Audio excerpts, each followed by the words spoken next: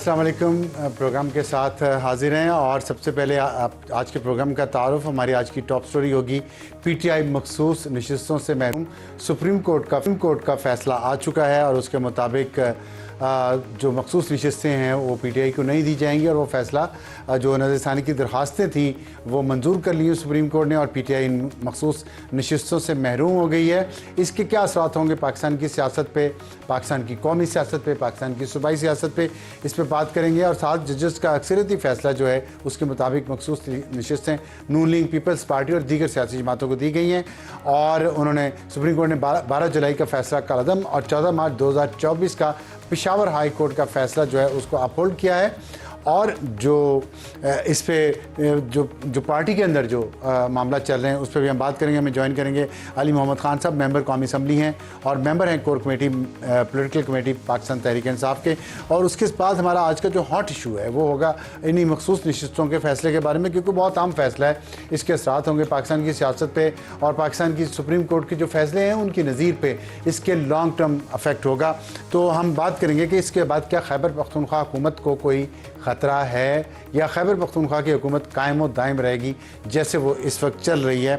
और इसके लिए हमें ज्वाइन करेंगे हमारे नुमाइंदे खुसूसी सुहेल रशीद, जिन्होंने इस केस की कवरेज की है सुप्रीम कोर्ट में, वो बहुत सीनियर कॉरेस्पॉन्डेंट हैं, और इख्तियार वली खान साहब जो कोऑर्डिनेटर बराए वज़ीर-ए-आज़म हैं, सुबह खैबर पख्तूनख्वा से उनका ताल्लुक़ है। और हमारा आज का एडिटोरियल होगा उस इंतहाई ट्रैजिक वाक़े पे जिसमें दरिया सवात बहुत सारी जानें आज सैलाबी रेले की नज़र होगी दरिया सवात में। और नाअहली है रियासत की हुकूमत की, मुख्तलिफ़ हुकूमतों की मुख्तलिफ़ वक्तों में। हमारे यहाँ इंसानी जान की कोई कीमत नहीं है, ना ही हमारे यहाँ इतने हसास दिल रूलिंग एलीट के कि उनको लोगों की जानों के जाने का कोई डर खौफ हो या कोई शर्मिंदगी हो। हर साल हम ये वाक़या देखते हैं, ये क्यों हुआ, ज़िम्मेदार कौन है, इस पर हम अपने आज के एडिटोरियल में बात करेंगे। शुरू करते हैं हम आज की अपनी टॉप स्टोरी से। और इसमें मैं ये एक जो अहम नुक्ता है जो पिछले कुछ दिनों से बातें चल रही हैं जिसमें केपी का बजट पास होने की बात थी कि वो इमरान खान साहब के मशवरे के बगैर पास हुआ। और उसके पास होने का मतलब क्या था, वो इमरान खान की जो बहन है अलीमा खान, जिनके हाथ में मैंने ख़ुद भी बहुत ज़ाती तौर पे इख्तियार देखा है पाकिस्तान तहरीक इंसाफ के मामलात के बारे में और इंसाफ जो IKF इमरान खान फाउंडेशन थी उसके हवाले से उन्होंने क्या कहा, सुनिए ज़रा। क्या इमरान खान को माइनस कर दिया गया? माइनस इमरान फार्मूला है, क्योंकि खान साहब ने तो कहा था मेरा अप्रूवल होगा। मेरा ख्याल है माइनस ही हो गया। और इसके साथ हम देखते हैं कि जो पीटीआई की लीडरशिप के मुख्तलिफ टीयर्स हैं, टॉप टीयर है, सेकंड टीयर, थर्ड टीयर है और उसके बाद वर्कर्स हैं, वो आपस में इस वक्त एक दूसरे को शदीद तनकीद का निशाना बना रहे हैं। पब्लिक रैत का भी कुछ लीडर्स को सामना करना पड़ रहा है। उसमें से एक जुनेद अकबर साहब हैं जो सूबाई सदर हैं खैबर पख्तूनख्वा के, और उनको कुछ अर्सा पहले सदर बनाया गया था इस उम्मीद पर कि वो बहुत बड़ी तहरीक चलाएँगे। अली मोहम्मद खान साहब अस्सलाम वालेकुम, हम शुक्रिया हमें ज्वाइन करने का। सलाम अफसार साहब। तो जुनेद अकबर साहब ने फरमाया खातून को कि आपकी तस्वीर बन गई है, अब आप बस करें। कुछ लोगों का ख्याल है कि पीटीआई में ऊपर से लेकर नीचे तक सब ही तस्वीरें बनवाने के शौकीन हैं, लीडरशिप समेत, इसीलिए माइनस इमरान खान हो गया है। क्या ये बात दुरुस्त है? बिस्मिल्लाहिर्रहमानिर्रहीम, अल्लाहुम्मा सल्लि अला मुहम्मदिन व अला आलि मुहम्मद। नहीं, ये दुरुस्त नहीं है। मेरे ख़्याल में चाहे इमरान खान साहब हो या चाहे कोई पॉलिटिकल लीडर हो, 50 साल से ज़्यादा हो गए हैं भुट्टो साहब की जो फांसी थी, बल्कि तकरीबन मेरे ख़्याल में 50 साल हो गए हैं, उनको माइनस नहीं किया जा सका। जी, 50 जो नेशनलिस्ट जमातें हैं उनकी लीडरशिप को माइनस नहीं किया जा सका।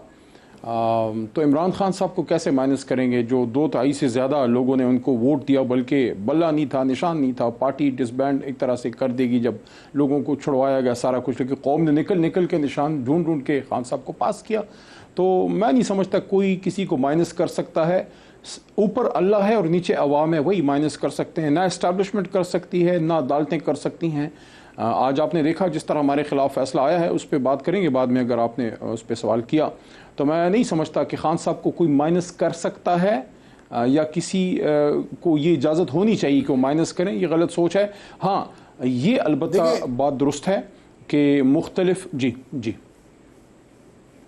माइनस आपने बड़ा अच्छी एग्जांपल दी जुल्फ़िकार अली भुट्टो साहब की, और मियां नवाज शरीफ भी उसमें शामिल हैं। माइनस तो वो भी नहीं हुए, ना ही जुल्फ़िकार अली भुट्टो हुआ। लेकिन हमने देखा कि स्ट्रेटजीज में फ़र्क था दोनों लीडर्स की। वो जब उनको इक़्तिदार से निकाला गया तो उन्होंने रियासत से टक्कर नहीं ली। रियासत से टक्कर एक शख्स ने ली, उसका नाम था अल्ताफ़ हुसैन।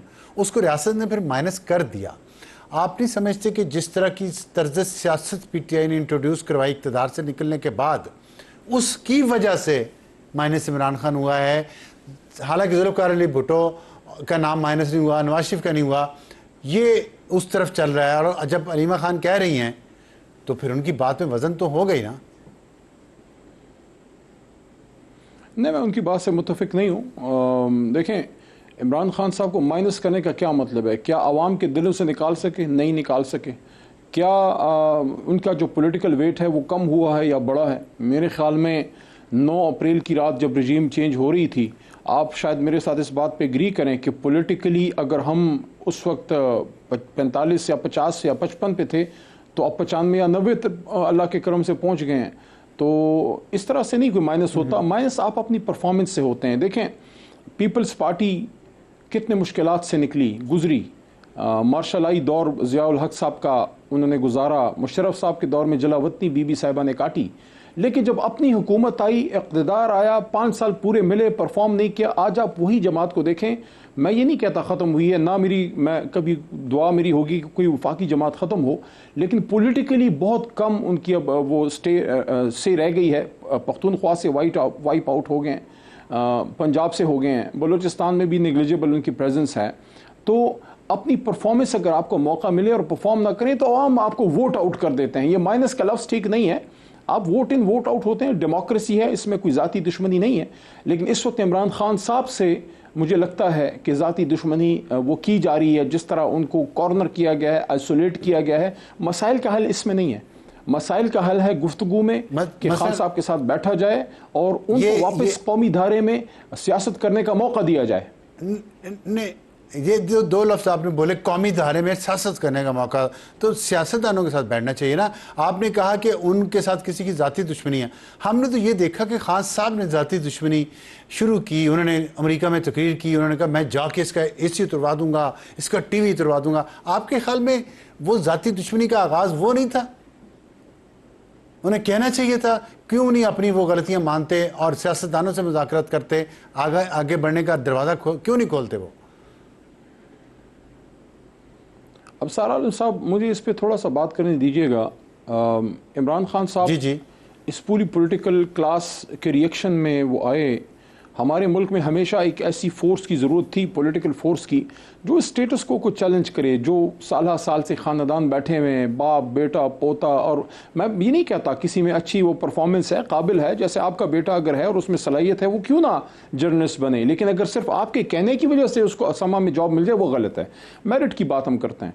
तो इन सारी चीज़ों को देखते हुए एक मेरिट बेस्ड, एक मिडिल क्लास, एक एजुकेटेड लोगों की जमात की ज़रूरत हमेशा थी। MQM आई, लेकिन वो सिर्फ कराची तक महदूद रह गई। जमात इस्लामी अपनी अल्ट्रा जो इस्लामिक ज़ील की वजह से वो उस तरह से मेन फ्रेम में आ नहीं सकी, वरना उनमें डेमोक्रेसी सब जमातों से ज़्यादा है। हमारी मुखालिफ जमात है या हरीफ जमात है, लेकिन ये मुझे कहने दीजिए, तहरीक इंसाफ वाहिद मिडिल क्लास की जमात सामने आई, एजुकेटेड लोगों की। जैसे मेरे जैसे लोग, मुझे अपनी लॉ और इंजीनियरिंग का प्रोफेशन छोड़ के क्यों इसमें मैं आया, मैं एक विजन के तहत मेरे जैसे बेशुमार लोग आए, तो तहरीक इंसाफ तो इस तरह से आई। लेकिन ये हम पे अगर आप अबसार साहब कोई सवाल इस तरह से आता है कि खान साहब ने ही कोई इस तरह की सियासत की इब्तिदा की कि सख्त बात की या कुछ, मैं ये नहीं कहता कि कोई ऐसी चीज़ हमसे गलतियां नहीं हुई होंगी, लेकिन हमारा तो सिर्फ 3.25 साल का दौर है। आप भुट्टो साहब के दौर से देखें, क्या मुफ्ती महमूद साहब को उठा के नहीं फेंका गया था बाहर? क्या असफंदियार वली खान साहब की बॉडी को उनके नाखून तक नहीं खींचे गए थे? भुट्टो साहब के दौर में हुए, जिनको बड़ा जमहूरियत का चैंपियन कहा जाता है। फिर जिस तरीके से मियाँ साहब के दौर में मोहतरमा नुसरत भुट्टो साहिबा और बेनज़ीर भुट्टो साहिबा के ख़िलाफ़ जो नाजेबा चीज़ें की गई, तो ये तो एक रिवायत हमारी है जो गलत है, जो नहीं होनी चाहिए। फिर आपने ये भी देखा कि मियाँ साहब जब वज़ीर आज़म थे तो बीबी या जरदारी साहब के साथ क्या हुआ, या जब वो हुकूमत में आए तो इनके साथ क्या हुआ। तो लोग इस सियासत से तंग हैं। लोग चाहते हैं कि एक परफॉर्मेंस बेस्ड सियासत हो, मिडिल क्लास लोग सामने आए, आवाम वोट करे। ये जी मुझे ये बताया, उन्होंने कहा कि मैं रियासत मदीना बनाऊंगा, मैं बेहतर अखलाकी, सियासी और करप्शन फ्री हुकूमतें इंट्रोड्यूस करवाऊंगा, मैं पिछले हुक्मरानों से बेहतर हूँगा। फिर आप कह देते हैं सिर्फ 3.25 साल हुकूमत की है। वो तो पहले 6 महीनों में ही उन्हें फ़र्क डाल के दिखा देना चाहिए था दूसरी हुकूमतों से। लेकिन वो जब नवाज शरीफ और बेनज़ीर की आपने जो एग्जाम्पलें दी हैं, वो 30 से 40 साल उनकी उम्रें थी। पाकिस्तान बने हुए, नया पाकिस्तान बने हुए 10-15 साल हुए थे 1971 के बाद। तो ऐसी गलतियां तो हर सियासी जमात, हर कौम करती है। अब जब हम सब बूढ़े हो गए, ये पूरी जनरेशन, पॉलिटिकल क्लास, उस पे आके फिर वही बचपन जैसी हरकतें करें, हुए होंगे, तो ये कैसे जस्टिफाई कर लेते हैं आप? नहीं बस देखिए ना, ये तो अब आप ये मजाक आपके लिए है। कौम तो सफर कर रही है ना। एक 74-75 साल शख्स अगर अपने आप को नौजवान कहना चाह रहा है तो कह ले। हकीकत को तो नहीं जुटाया जा सकता। क्यों सीरियस ले रहे हैं अफसार साहब? इसलिए कि सिचुएशन बहुत सीरियस है। पीटीआई की सियासत खत्म होती जा रही है, माइनस इमरान खान हो गया है, उसकी वजह जिद है, तो सीरियस है, उसकी जिद है। सिचुएशन तो सीरियस बिल्कुल है। सिचुएशन तो इसलिए सीरियस है कि आप ही के कुलीग इस रजीम में ऑफ एयर हो गए हैं। कभी आपने इस पे प्रोग्राम किया है? आप ही के कुलीग जो है वो शहीद हो गए हैं, क्या उनका नाम लेने की इजाजत है? अरशद शरीफ की मां को कौन इंसाफ देगा? हम तो ये कहते हैं, हम तो गलत अभी आपके सामने कह देता हूं, अरशद शरीफ की मां को इंसाफ मिलना चाहिए। मैं अभी कह रहा हूं। और फिर किसी को मुझे नहीं पता वो क्या वजूहत है, मुझे भी नहीं पता। मैंने अरशद शरीफ का आपको बता दिया। उसको इंसाफ मिलना चाहिए इस मुल्क में। आपके सवाल की तरफ आते हैं, उस इश्यू पे आ जाए। आपके सवाल की तरफ आते हैं। आपने कहा मदीना मॉडल की। देखें, इमरान खान साहब ने कभी ये नहीं कहा कि मैं मदीना की रियासत बनाऊंगा। वो एक ही थी इंसानी तारीख में। उन्होंने ये कहा कि उसकी तर्ज पे, देखें, हम एक चीज़ को आइडियलाइज करते हैं। हम कहते हैं हमें नबी पाक सल्लल्लाहु अलैहि वसल्लम, सहाबा कराम या जो बड़ी हस्तियां हैं उनके तौर तरीकों पे हमने चलना है। हम उस तरह चल कभी नहीं सकते, लेकिन हम उनको फॉलो करते हैं। जिस तरह हमारे पास एक आइन की बुक है, आपने भी पढ़ी है, मैंने भी सर पढ़ी है। अब आईने पाकिस्तान में बहुत सी बातें लिखी हैं, हम कभी भी 100% फॉलो नहीं कर सकते, लेकिन हमने फॉलो क्या करना है? मेरे आपके हाथ की लिखी हुई किसी किताब को नहीं, आईने पाकिस्तान को मुल्क चलाने के लिए। तो रियासत मदीना का कांसेप्ट इमरान खान आगे बताएं, आप आगे क्या करना है? 1450 साल से है। उन्होंने कहा कि हमने उसकी तर्ज पे चलना है। आइडिया दिया। अब उसमें गलतियां हो सकती हैं। हमने ये तो नहीं कहा उसमें गलतियां नहीं है कि हमारी परफॉर्मेंस में, मैंने कहा है कि हमसे गलतियां नहीं हुई। मैं तो कहा है कि हम इंसान हैं, हमसे हो सकती हैं। लेकिन आप विजन को देखें कि वो एक आदमी आके मुल्क को चलाना किस तरफ चाह रहा था। करप्शन फ्री सियासत हो, बड़ी ताकतों से डिक्टेशन ना ले, और उसकी कीमत चुका रहा है। 700 दिनों से आप क्या समझते हैं? इमरान खान साहब जेल में है, किसी में जुर्रत है? ये किसी के कहने पे अंदर है, ये किसी की ख्वाहिश है कि वो अंदर है। छोटा सा सवाल कर लूं, छोड़ दें इस बात को, हम तारीख में पढ़ते रहेंगे, बहस को आगे चलने का रास्ता बताएं। मैं तो इस पे इंटरेस्टेड हूं, आपसे मैं साफ सवाल पूछूंगा। मैं किसी के कहने पे अंदर है, खान साहब बात करने दीजिएगा। सवाल मेरा सुनना। जी जी जी, सवाल आपका बड़ा छोटा, बड़ा जामे है, आप मजीद ना फैलाएं, मुझे जवाब देने दें। आपने कहा वे फॉरवर्ड, सवाल मैंने किया ही नहीं अभी। इजाजत है बात करने की? नहीं, मैंने नहीं, मैं एक उसकी वजह है, मैं बैठूं, उसकी वजह है कि किसी शख्स की वजह से, किसी की वजह से अंदर है ना, आपने कहा। अब जिनकी भी वजह से अंदर है, उनके खिलाफ खान साहब ने भी कम नहीं किया। बात वो ये समझते हैं कि खान साहब बाहर निकलेंगे तो ये मुल्क नहीं चल सकता, दंगा फसाद होगा, पॉलिटिकल इंस्टेबिलिटी आएगी। आपने भी माना गलतियां की हैं। क्या इतना बड़ा शख्स या इतनी बड़ी जमात के अंदर इतना ज़र्फ है कि माजी की सारी गलतियां माने, सॉरी करें और आगे बढ़ें और बेहतर तरीके से इस मुल्क को पॉलिटिकल स्टेबिलिटी लेके आएँ और चलें? ये मुमकिन है? ये सवाल है मेरा। देखिए अबसार आलम साहब, मैंने आपको ये कहा कि हम इंसान हैं, खुदा न खास्ता कोई बड़ी हस्तियां नहीं हैं, हमसे गलती हो सकती है, हुई होंगी। क्या औरों से नहीं हुई? क्या मियाँ साहब से 3 बार के वज़ीर आज़म से नहीं हुई? क्या शहबाज साहब अभी दूसरी बार वज़ीर आज़म बने हैं? आपने देखा है? तो देखें, आपने पूछा वे फॉरवर्ड क्या है, उस पर आते हैं, उस पर बात करते हैं। मैंने कौमी असम्बली में इस पर बात की है, आपके प्रोग्राम में भी करता हूँ। 2017 में जब पनामा का केस चल रहा था, मैंने उस जमाने में एक बात की थी जिस पे मुझे अपनी जमात से भी बातें सुननी पड़ी थी। मैंने ये कहा था कि इस मुल्क को किसी जो है घोड़े पे बैठे हुए शख्स ने नहीं, बाकी आप समझदार हैं, उसने नहीं, एक सियासी कारकुन ने, एक सियासी तहरीक के जरिए, एक वकील ने, एक सियासतदान ने हासिल किया था। रियासती फैसले, मुल्क चलाने की पॉलिसी कायद आज़म के विजन के मुताबिक जो 1948 में उन्होंने स्टाफ कॉलेज को स्पीच की थी, वो सियासतदान बनाएंगे और इदारे हिफाजत करेंगे मुल्क की और इन पॉलिसीज़ को इम्प्लीमेंट करेंगे। मैंने 2017 में भी वो बात की, मैंने 2024 में भी और आज 2025 में भी वो बात की है। वे फॉरवर्ड क्या है?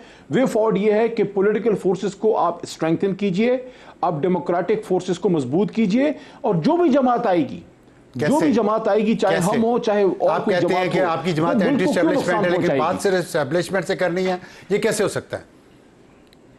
पॉलिटिकल पार्टी से देखिए, मैंने खान साहब को जब मैं मिला था, अब तो आपको शायद इसका इल्म होगा कि नवंबर को पता नहीं कितने 7 महीने हो गए हैं, 7 महीनों से मुझे तो मेरे लीडर से मिलने नहीं दिया। लेकिन आखिरी बार जब अफसार साहब मैं मिला था तब 24 नवंबर का एहतजाज भी नहीं हुआ था। 11-12 नवंबर को जब सेकंड लास्ट बार मैं मिला तो मैंने खान साहब को यही बात की थी कि अगर कोई गुफ्तगू से रास्ता निकलता है, सियासी डायलॉग से, तो हमें वो करना चाहिए। और उनको मैंने ये कहा कि आपका नहीं, मुल्क का ज़्यादा नुकसान हो रहा है, आप जैसे लीडर का अंदर जब आप हैं तो आप से ज़्यादा मुल्क का नुकसान हो रहा है कि उसको एक बड़े लीडर से ये लोग महरूम रख रहे हैं। तो अगर कोई रास्ता बनता है डायलॉग से, खान साहब ने कभी डायलॉग से, अफसार आलम साहब, इनकार नहीं किया, लेकिन वो रिजल्ट ओरिएंटेड डायलॉग चाहते हैं। ये नहीं कि आप बैठें साल गुफ्तगू हो, रिजल्ट कोई ना निकले।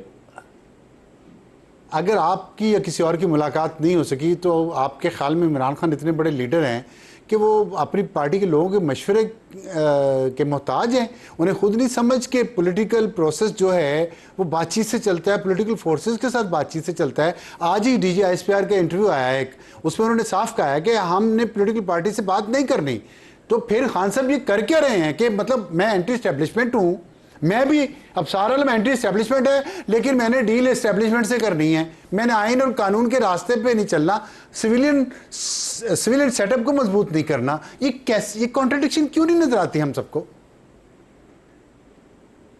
अब सारा आलम साहब कोई और बात करे तो करे, आप तो बावजूद इसके कि हमारे सख्त नाक़िद हैं, और मैं उसको बुरा नहीं समझता, आप हमारे नाक़िद हैं, ये आपका राइट है, लेकिन आप तो प्यार है आपसे इसलिए नाक़िद हूं, इस निज़ाम के डर मैं आप तो खुद भी, मेरी बात आपने काटी, आप तो खुद भी हमारी तरह इस निज़ाम, इस सिस्टम के डसे हुए लोगों में से हैं। आपने अपने बदन पे वही गोली खाई है जो इमरान खान साहब ने भी गोली खाई है।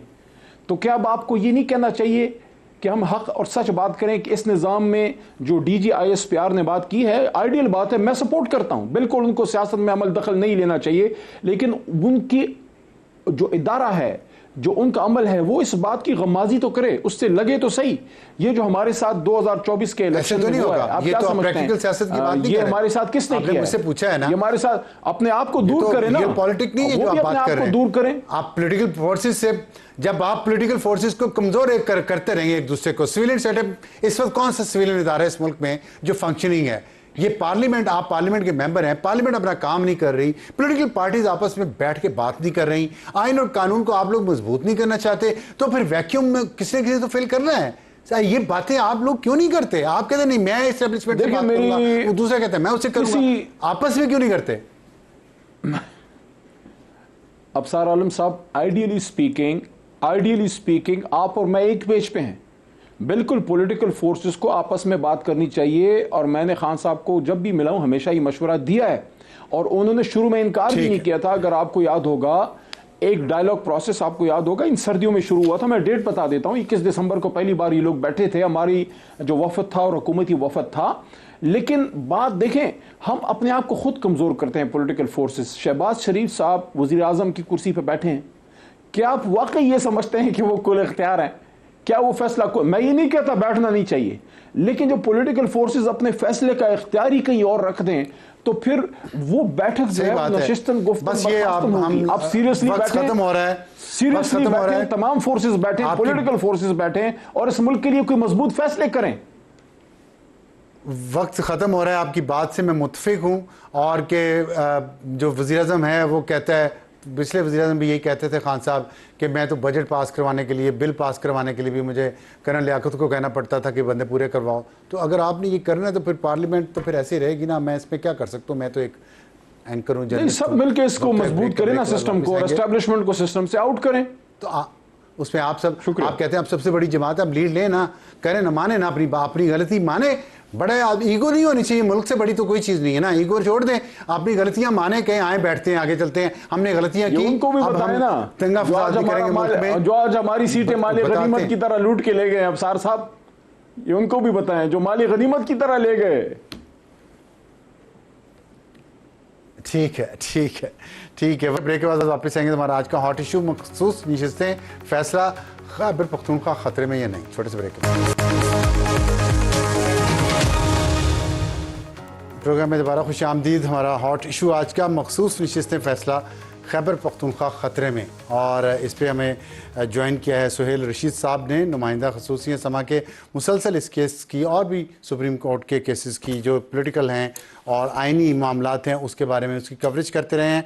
और हमें ज्वाइन करेंगे कुछ ही देर में इख्तियार वली खान जो कोऑर्डिनेटर हैं बराए वज़ीर-ए-आज़म पाकिस्तान, और उनसे बात करेंगे कि जो सुप्रीम कोर्ट ने दरख्वास्तें मंजूर कर ली हैं उसके बाद सियासी और आइनी पोजीशन क्या है, और पीटीआई जो मखसूस नशिस्तों से महरूम हुई है दूसरी जमातों को मिलने के बाद क्या केपी में उनकी हुकूमत किसी खतरे से दो चार है। लेकिन पहले हम इसके आइनी और कानूनी मामलात पर बात करते हैं। सुहेल साहब अस्सलाम वालेकुम, ये बताइएगा कि जो आपने ज़ाहिर है इस केस को मुसलसल कवरेज किया, बड़ी लंबी लंबी वहाँ से तफसीलात आती रही मीडिया पे, थोड़ा सा मुख्तसरन बताएंगे आप क्रक्स क्या था, आपको इस सारे केस में क्या समझ आया कि पीटीआई ने क्या गलती की है उनको, या नाजायज़ उनको पकड़ा गया?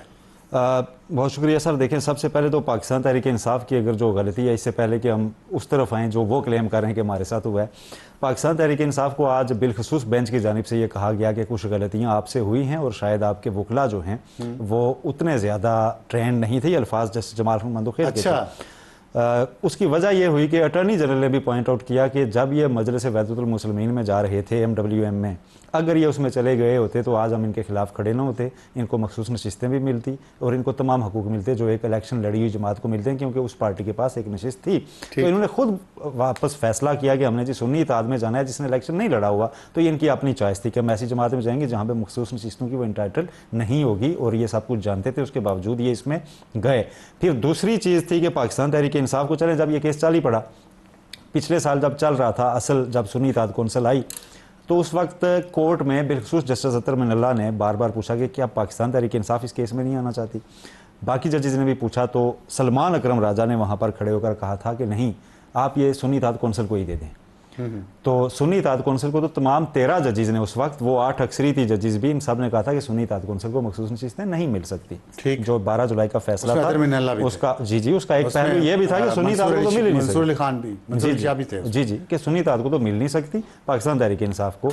लेकिन पाकिस्तान तहरीक इंसाफ क्लेम नहीं कर रही, तो पाकिस्तान तहरीक इंसाफ क्लेम नहीं कर रही। लेकिन अब इंटरेस्टिंगली रिव्यू में आके पाकिस्तान तहरीक इंसाफ ने कहा कि यस, ये जो हमें मिली है ये ठीक है। अच्छा, और सुन्नी इत्तेहाद कौंसिल को जो है ना वो मतलब ये बिल्कुल मुझे एक चीज़ समझाएं, और लोगों को भी समझना चाहिए कि ये हमने देखे बड़े बड़े नाम हैं वकीलों के जो पीटीआई के इस वक्त तमाम ओहदों पर काबिज भी हैं, लेकिन लगता यह कि या तो वो किसी और के इशारों पे चल रहे हैं, या वो इतने नालायक हैं कि उनको ये इतनी ज़्यादा पोजीशनें चेंज करना, कानूनी और आइनी, और केस ख़राब कर देना, ये इतने बड़े वकील, आपको भी बड़ा तजर्बा है, क्या वाकई इतने नालायक हैं या ये कहीं नीयत में ख़राबी है? सच बात कीजिएगा, आज ये लाइव जा रहा है। पेकुलियर सर्कमस्टांसिस, ये लफ्ज़ हमने बहुत ज़्यादा सुना है इस केस में। भी तो सियासतदानों वाली बात नहीं है। मैं उस पर आगे तफसील में आता हूँ कि ये आज उनको वापस भी गले पड़ा है, क्योंकि वो ये कहते रहे ना, कौन को फिर झूठ वो ये कहते रहे हमारे साथ जुल्म हो गया, हमारे साथ जुल्म हो गया। वो ये कहते रहे जी कि ऐसे सर्कमस्टांसिस थे कि 13 जनवरी को आखिरी डेट थी कागजात नामजद इलेक्शन सिंबल अलाट होने की, हमें यहाँ पे हफ्ते के रोज़ अदालत लगा के रात 11 बजे तक फंसाए रखा गया, हमें पता नहीं चला। सुन्नी इत्तेहाद कौंसिल में गए कि नहीं गए, आधे पीटीआई में चले गए, आधे सुन्नी इत्तेहाद में चले गए, ये क्या था? वो उन्होंने कहा जी कि हम चूँकि साहबजादा अहमद रजा साहब सुन्नी इत्तेहाद कौंसिल प्लस पीटीआई के अलायंस से इलेक्शन लड़ रहे थे, उन्होंने अपने कागजात में ये लिखा था, तो हमें ये लगा था कि हम इनके उस पर चढ़ के उनका जो घोड़ा था इंतखाबी निशान, हम आगे चले जाएंगे। लेकिन बहरहाल उन्होंने ये चीज़ कबूल की है कि हमसे किसी न किसी दबे लफ्ज़ों में कि ये गलती तो हुई है, लेकिन वो खुल के असल चीज़ बता नहीं रहे जो हुई थी। क्योंकि सियासी साइड से भी तो चीज़ें आ रही होती हैं।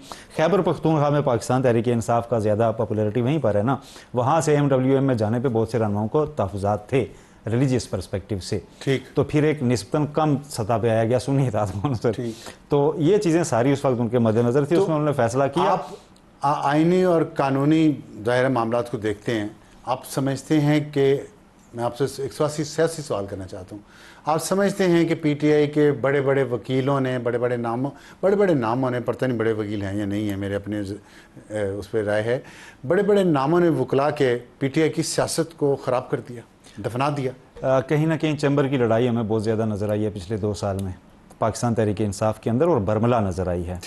ठीक है, सलमान अकरम राजा अटैक करते, चेंबर से लोगों को बताएं कि वकला की जो कमाई की दुकान होती है उसको चेंबर कहते हैं। जी, वो एक बड़ा वकील होता है, साथ उसके छोटे वकील होते हैं और वो कमाई करते हैं वहाँ उसके चेंबर के जरिए, एक वो आपस में लड़ रहे हैं, आपने अपना सौदा बेचने के लिए उन्होंने पीटीआई को भेज दिया। एग्जैक्टली ऐसा ही है। जब कोई एक वकील रहनुमा वहाँ से ज़्यादा ऊपर आता है, लाइमलाइट में आता है, तो दूसरे जो है उसके खिलाफ बयानात भी शुरू करते रहे। ये चीज़ें तो हमें नजर आती रही हैं। अहमद खान ग्रुप को सुप्रीम कोर्ट बार के इलेक्शन में पाकिस्तान तहरीक इंसाफ के वकला रहनुमाओं ने बरमला वोट नहीं दिया, जिसे कहा जा रहा था कि ये इलेक्शन सुप्रीम कोर्ट बार का है, लेकिन जीतना पाकिस्तान तहरीक इंसाफ की बका के लिए जरूरी है। जिसका काम उसी को साजे, यही बात हुई ना। तो सियासतदानों की कमी महसूस हुई। ये खांसना चाहिए था ना कि वकीलों को, खैर माल भी उन्होंने इतना बनाया वकीलों ने, और पार्टी को भी डुबो दिया। खान साहब जाने, इख्तियार वली साहब, जिसका काम उसी को जाने साजे, तो सियासतदान तो आप भी हैं, अब आप सियासत करेंगे। खैबर पख्तूनख्वा में हमें ये इतलात कुछ मिल रही हैं कि वहाँ पे अब ये मखसूस नशिस्तों का फैसला आने के बाद कोई पार्टी पोजीशन में फ़र्क आएगा और उसमें जो हुकूमती इत्तेहाद है वो कुछ कोशिश करेगा हुकूमत को बदलने की। बिस्मिल्लाहिर्रहमानिर्रहीम, बहुत शुक्रिया अफसार आलम साहब। देखिए, सबसे पहले मैं आपकी गुफ्तगू में सुन रहा था शायद भाई के साथ, तो मैं ज़रा थोड़ा सा उसमें ऐड करके फिर आपके सवाल पे जवाब उसमें आता हूँ। मखसूस नशिस्तों का जो फार्मूला है, दिस इज वेरी सिंपल, इसमें कोई रॉकेट साइंस बिल्कुल नहीं है। मुल्क में जो कुछ भी होता है आईन का कोर्ट ने फैसला कर दिया, आप सियासत पे बात करें। इलेक्शन एक्ट के मुताबिक if didn't apply then it doesn't exist. अगर आपने अप्लाई नहीं किया तो ये आपका राइट बनता नहीं। अब पाकिस्तान तहरीक इंसाफ तो इसमें एक पार्टी की हैसियत से उसने इलेक्शन नहीं लिया। उनको खुद नहीं पता था कि मजलिस वहादतुल मुस्लिमीन उनकी जमात है, सुन्नी इत्तेहाद कौंसिल उनकी पार्टी है, या वो इंडिपेंडेंट है या वो पीटीआई है। तो मैं ये बात पहले दिन से कर रहा था कि ये मखसूस नशिस्तें पावे जमात इस्लामी को मिलनी है, मिल जाएंगी, लेकिन ये तहरीक इंसाफ के खाते में कभी भी नहीं आएंगी। सो वो वही हुआ, ठीक होगी ना बात। मैंने आपसे सियासी सवाल पूछा है, क्या अब पार्टी पोजीशन कोई तब्दील होगी और उसमें आपका जो सियासी इत्तेहाद है वो हुकूमत बनाएगा या इसी हुकूमत को चलने देगा? मेरा तो ये सवाल है। दरअसल पार्टी पोजीशन में तो फर्क आ गया, काफी सारा फर्क आ गया, कोई छोटा मोटा नहीं, बहुत बड़ा फर्क है। कितना इसके बावजूद, थोड़ा सा ब्रीफ करें हमारे नाज़रीन को।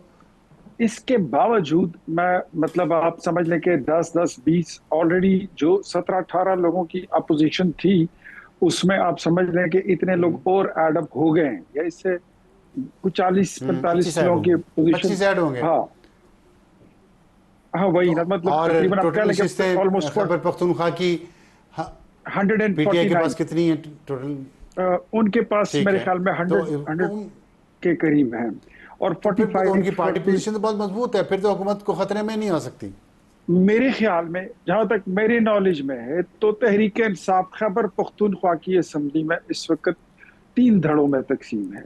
एक धड़ा वो है जो अली अमीन के पास, एक धड़ा वो है जो जुनेद अकबर खान लोग और असद कैसर लोग और शाहराम तरकई लोग उसको लीड करते हैं। एक धड़ा इसके अलावा और भी है जो इन दोनों में से किसी को सपोर्ट नहीं करता। लेट्स सी के आने वाले दिनों में कौन किसके साथ जाता है, और इनके हिलने जुलने से पार्टी पोजीशन चेंज करने से बड़ा कोई सरप्राइज भी मिल सकता है, इसमें कोई। तो इसका मतलब आप ये कहना चाह रहे हैं कि तहरीक इंसाफ की हुकूमत को अपोजिशन से खतरा नहीं है, अपने आप से खतरा है? खतरा पोजीशन से ही है, लेकिन आपको पता है कि जैसे वो कहते हैं ना, लोहा लोहे को। तो अगर इनमें से इन 3 धड़ों में से, तो ठीक है, तो अगर इन 3 धड़ों में से कोई धड़ा, अगर इन 3 धड़ों में से कोई धड़ा हुकूमत को हिला के अपनी हुकूमत बनाना चाहता है, तो अपोजिशन उसको सपोर्ट करेगी? डेफिनेटली वो तो मतलब अब उससे पहले अपनी स्ट्रेटजी तो हम शेयर नहीं कर सकते हैं। लेट्स सी, आज की रात गुजरने दें जरा, कुछ लोगों को मातम करना अच्छा, है, कुछ लोगों को जश्न करना है। इतनी जरा तेजी से चल चीजों रही को है लोग, आज की रात? आज तो मेरे ख्याल, ठीक है, आज तो ठीक है। बड़े बड़े लोग जो है रात को जाग जाग के गुजारेंगे। जिन लोगों को अपनी हुकूमत की ठीक है। फिक्र है वो भी जाग के गुजारेंगे, जिन्होंने हुकूमत लेनी है वो भी शायद जाग के ही गुजारे। तो कल तक सूरत हाल कुछ वाज़ेह हो जाएगी। इख्तियार साहब आपकी तरफ वापस। सुहेल साहब, आप इस पे क्या तबसरा करना चाह रहे हैं? देखें, एक चीज़ तो आज तय हो गई है कि सुन्नी इत्तेहाद कौंसिल जिसमें ये लोग गए थे, ये वापस इनका वो स्टेटस तो बहाल हो गया है कि सुन्नी इत्तेहाद कौंसिल के ये लोग हैं ना, इनको मखसूस नशिस्तें नहीं मिल सकती क्योंकि इन्होंने इलेक्शन नहीं लड़ा। एक नुकता तो तय हो गया। एक आर्गूमेंट और लिया जा रहा है कि चूंकि इन्होंने इलेक्शन नहीं लड़ा तो इन पे 63A और डिफेक्शन भी लागू नहीं होगा। अब ये चीज़ लेकिन किसी अदालत से तय होना बाकी है कि ये सुन्नी इत्तेहाद कौंसिल की पार्लिमानी जमात के तो होंगे for the purpose of identity, ठीक। लेकिन क्या ये पार्टी पॉलिसी के अगेंस्ट अगर वोट करेंगे, कोई अदम एतमाद आती है, कोई मनी बिल नहीं, आता जो है। नशिस्तें नून लीग, पीपल्स पार्टी और जेयूआई को दी गई उनकी बात कर रहे हैं? नहीं नहीं, मैं उनकी बात कर रहा हूँ जो पाकिस्तान तहरीक इंसाफ के हमायत याफ्ता आज़ाद लोग लड़ के सुन्नी इत्तेहाद कौंसिल में गए थे, जैसे कौमी असम्बली में 80 बन गए थे। ये तो 12 जुलाई के फैसले से पहले वाली पोजीशन बरकरार होगी ना। अब वो 80 सुन्नी इत्तेहाद कौंसिल के हैं जिनकी पार्लियामानी लीडर जरताज गुल हैं। ठीक है, लेकिन एक आर्गूमेंट ये लिया जा रहा है कि ये पार्लियामानी पार्टी है लेकिन इन पे डिफेक्शन नहीं लागू होगी। कौमी असेंबली में भी, सूबाई असेंबली में भी ऐसे? सूबाई असेंबली में भी ठीक। कि इन पे डिफेक्शन लागू नहीं होगी, लेकिन ये अभी अदालत से तय होना, किसी से या किसी फोरम से तय होना बाकी है। लेकिन ये एक आर्गूमेंट लोग ले रहे हैं कि इन पे डिफेक्शन भी नहीं लगेगी क्योंकि ये अवामी मैंडेट तो नहीं लेके आए, ये तो फॉर आइडेंटिटी पर्पज इन्होंने एक जमात में शमूलियत इख्तियार की है। ठीक है। तो ये एक बड़ा अहम चीज़ होगी। अगर डिफेक्शन ना लगी तो फिर केपी की असेंबली में बहुत ज़्यादा ओपन हो जाएंगे। अच्छा, इख्तियार साहब आपने बात सुनी, कानूनी पोजीशन सुनी कि डिफेक्शन क्लॉज इन पे बिल्कुल नहीं लगेगी अगर ये धड़े जितने जिनकी आपने बात की है। और धड़े की जहाँ तक बात करें, गंडापुर साहब इस वक्त सख्त दबाव में हैं, पार्टी के अंदर से भी, वर्कर्स की तरफ से भी, अलीमा खान की तरफ से भी। बजट पास कर दिया उन्होंने, उसमें बातें सुननी पड़ रही हैं। तो आप समझते हैं कि इसी अफरा तफरी में उनकी छुट्टी हो जाएगी और किसी और को पीटीआई के अंदर से वज़ीर आला बनाने की कोशिश की जाएगी अपोजिशन के वोटों के साथ? देखिए, जहां तक मेरी नॉलेज के मुताबिक गंडापुर साहब की बात है तो इमरान खान साहब उनकी छुट्टी कर चुके हैं। वो उनको अपने हिसाब में फारिग कर चुके हैं। अब वो कब तक हुकूमत करते हैं, कब तक अपने लोगों को अपने साथ मिला के अपने धड़े को लेकर साथ चलते हैं और उसमें कामयाब होते हैं, ये अब उनकी महारत है या उनकी उस्तादी है या रगबाजी कह लें या जो भी कह लेंगे। जैसे वो 3 जिलों को 12 बना देते हैं, कभी वो आपका क्या अंदाजा है? आपका क्या अंदाजा है? महारत दिखा लेंगे वो? मुझे लगता है कि अली अमीन जो है तो वो अपनी हुकूमत बचाने के लिए पूरी की पूरी कोशिश वो करेंगे। जहां तक ये शाहिद भाई ने जिस तरह बात की ना, ये दुरुस्त फरमा रहे हैं कि पीटीआई के किसी भी मेंबर पर कोई डिफेक्शन क्लॉज अप्लाई नहीं होता, because they are sitting in the assembly with the identity of more is like an independent member of assembly. वो किसी जमात के मेंबर नहीं है, तो उस वजह से उन पर वो क्लॉज जो है वो लागू नहीं होता। कोई भी मेंबर अगर अपनी लॉयल्टी चेंज करता है और ओपनली यहाँ से वो इस पोल से उस पोल में जाता है और वहां पे वो खुलेआम शो ऑफ हैंड्स में इवन अगर वो वोट देता है तो उसको डिस्क्वालीफाई नहीं कर सकता। तो इसमें मैं क्लियर हूं। हाँ, जहां तक गंडापुर साहब है तो गंडापुर साहब जो है, मैं आपको अब साहब इतना बता दूं कि गंडापुर साहब को इमरान खान अपने हिसाब किताब में फारिग कर चुके हैं। ये कुछ जो मुलाकात की ये बात करते हैं ना कि हमारी मुलाकात नहीं कराने दी गई, नहीं कराने दी जाती, ये अली अमीन साहब खुद नहीं मिलना चाहते।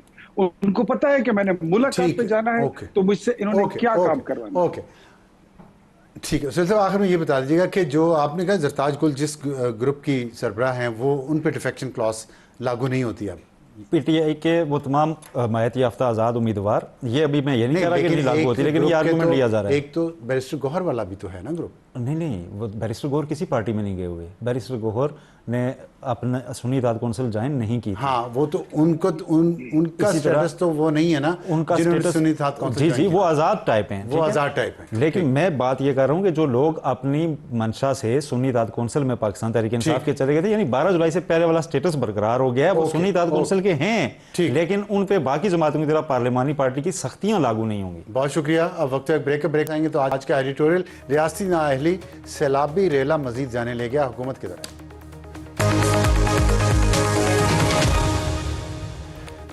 प्रोग्राम में दोबारा खुश आमदीद और वक्त हुआ हमारे आज के एडिटोरियल का। रियासती नाअहली सैलाबी रेला मजीद जाने ले गया और हम देखते हैं कि हर साल पाकिस्तान से लाखों टूरिस्ट शुमाली इलाकों की सैर को जाते हैं और उनमें से बहुत सारे मुसलसल हादसात का शिकार होते हैं। आज भी एक इंतहाई ट्रैजिक इंसिडेंट हुआ स्वात में। सुबह 8:30 बजे स्वात बाईपास पर 18 अफराद अचानक सैलाबी रेले में फंस गए और 2 घंटे तक वो इंतज़ामिया से रब्ता करते रहे, लेकिन कोई नहीं आया। ये ऐनी शाहिदीन के मुताबिक ये बताया गया है और 2 घंटे की ताख़ीर से रेस्क्यू ऑपरेशन शुरू किया गया।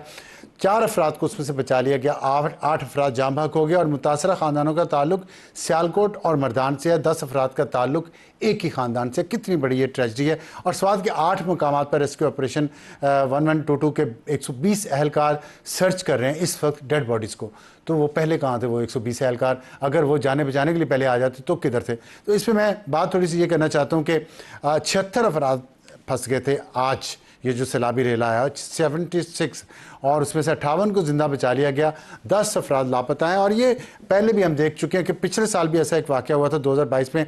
4 दोस्त 3 घंटे से ज़ायद सैलाब में फंसे रहे और फिर वो भी अपनी जान की बाजी हार गए 2019 में। लेकिन हमें पता है कि जब अलीमा खान साहिबा इमरान खान की बहन एक ग्लेशियर के बाद चित्राल में फंस गई थी, ग्लेशियर गिरने के बाद तो एक हेलीकॉप्टर भेजा गया था। अभी हम मुसलसल सुनते हैं अलीमीन गंडापुर साहब से जो सूबा खैबर पख्तूनख्वा के वज़ीर आला हैं कि हमारे पास सरप्लस बजट है। सरप्लस बजट के साथ जो सूबा खैबर पख्तूनख्वा की इकानमी का सबसे बहुत बड़ा हिस्सा टूरिज़म है, उनके टूरिस्ट के लिए गाइडेंस के लिए कोई प्लान्स, उनके रेस्क्यू के लिए कोई बेहतर आलात, गाड़ियाँ, हेलीकॉप्टर ख़रीदने में मसला क्या है इस हुकूमत को, या बेहिसी है? ये बेहिसी है और हमारी तमाम सूबाई हुकूमतों में किसी न किसी हद तक बेहिसी ज़रूर है। ख़ास तौर पर 18वीं तरमीम के बाद उनके पास जितना पैसा चाह रहा है उसको जिस तरीक़ों से जिन प्रोजेक्ट पे ख़र्च किया जा रहा है, अवाम को उसका फ़ायदा शायद उतना नहीं हो रहा जितना होना चाहिए। और आज की ये जानों का ज़िया, इसका खून हुक्मरानों के हाथ पे है। Good night.